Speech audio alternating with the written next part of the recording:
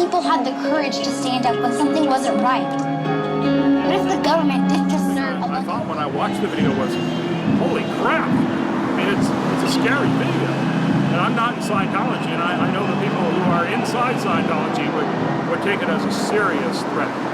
And I know the way Scientology works, and I know that they paint the nicest people as dangerous criminals, so they were going to take Anonymous and turn them into Al-Qaeda. And I was very concerned about members of Anonymous because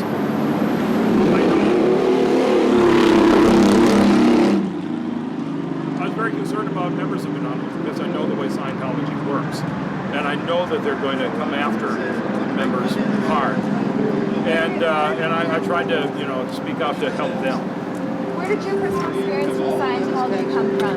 Did you know personal people that are in it, or? Back in the, I first heard about Scientology back in the 80s with 60 Minutes when they did a couple incredible pieces about people who were trying to leave Scientology, and they were being harassed, and the author called it Cooper. They were trying to destroy her life. And at that point, I was fascinated by Scientology, but there was no place to really do any research. There were no major books out there, except Paulette Cooper's, and that wasn't in print. So, as with every 60 Minutes episode, you're really upset Sunday night watching it and thinking, how can this go on in this country? Monday morning you wake up and go back to work and you forget all about it. And with Scientology, that's the way it was. There was a lot of interesting cults back in the 80s. I found it all fascinating. After Scientology sued Time magazine in 1992, people stopped writing about Scientology. So it didn't cross my radar again until I moved to LA and was driving past Big Blue every day. That's what we call the old Cedars of Lebanon building here. And so Scientology is suddenly, right there at my front door.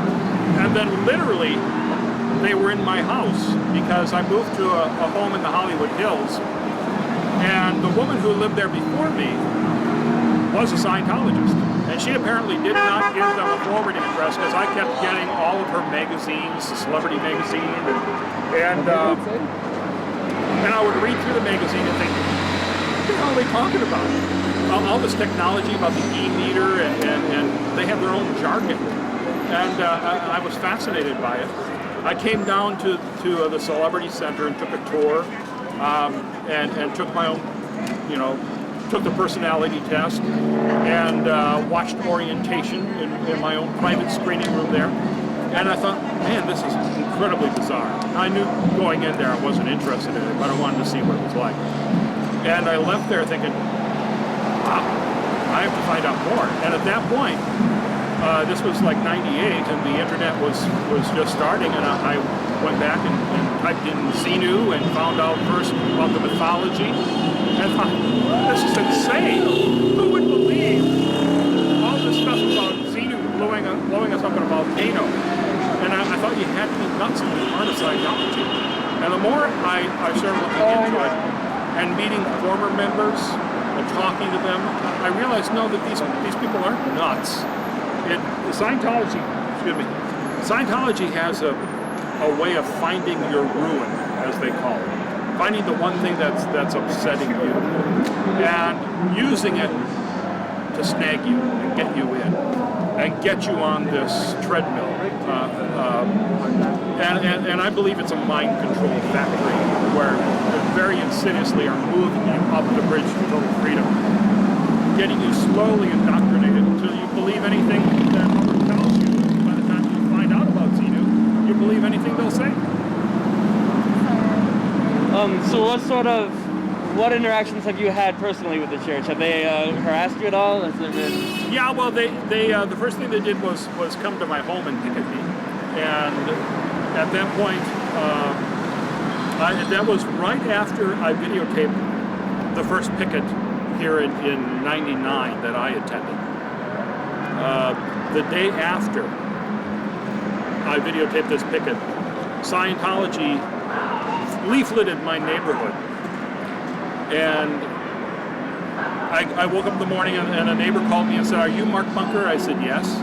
And she said, I'm supposed to beware you. And I laughed, and I knew what had happened. And she got a flyer that said, beware your neighbor Mark Bunker. He's not who you think he is.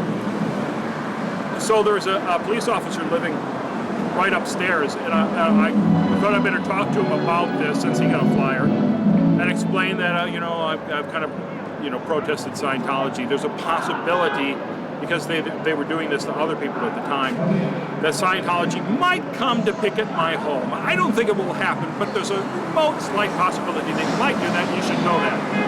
And as I say that, I look outside the window, and there's two Scientologists who just arrived to picket my home. And so I grabbed my camera, the trusty Minton cam, and I ran out there, and I just started to interview the two Scientologists. And within 3 minutes, one of them ran away because I started to talk about the upper level material of OT3 and Xenu. The other man, Dan Mernan, he stuck it out. And I put that video on the web, and that was really the start of my website, Xenu TV. And I thought, well, this is fascinating. And then a couple months later, I came back here because they were holding an event on the 4th of July. And I brought my camera, and I was just going to shoot a 10-minute little documentary about the event. Just that they have a table out there with some Dianetics books, and they had a Ferris wheel they rented. I thought, well, this is going to be boring, but I'll come and shoot it anyway. And when I got here, they were waiting for me. There were guys on walkie-talkie saying, he's here, south side. And I was immediately surrounded by these three Scientologists, including Dan, who had come to pick up my house a couple months earlier. And they were saying the most awful, obscene things to me.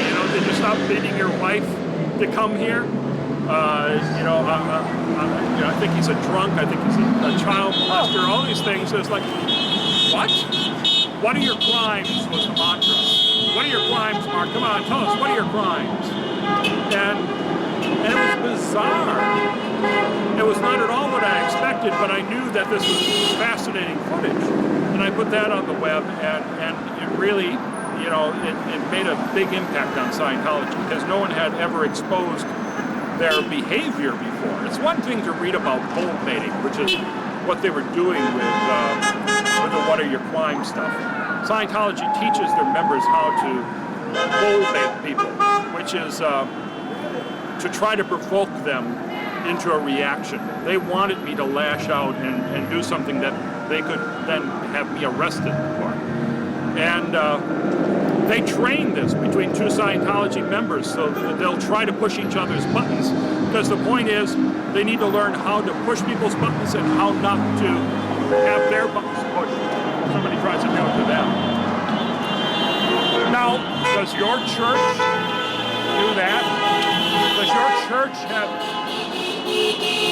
your church have anything resembling the majority of what Scientology does? It's just fascinating to me, and became endlessly fascinating. The more I looked into it, the more outrageous stuff I discovered, and it's true. They always lie and deny that these things are just made up. But yeah, they were made up by L. Ron Hubbard. So it's great that the net has been able to put out all the information out there. It's changed everything. Scientology used to be able to silence one journalist, stop one person from doing a story with noisy investigations and threats of lawsuits. And they were very successful at that for a couple of decades, especially right after '92 when they sued Time magazine for their cover story, The Cult of Greed and Power. Almost everybody stopped reporting on them because they didn't want to be sued. In 1999, I went up to CNN's headquarters here in LA to talk to them about Scientology. And they told me they had prepared 3 stories about Scientology, but their lawyers had forced them to take all 3 of them off the air. They weren't allowed to proceed with them. That's the way the media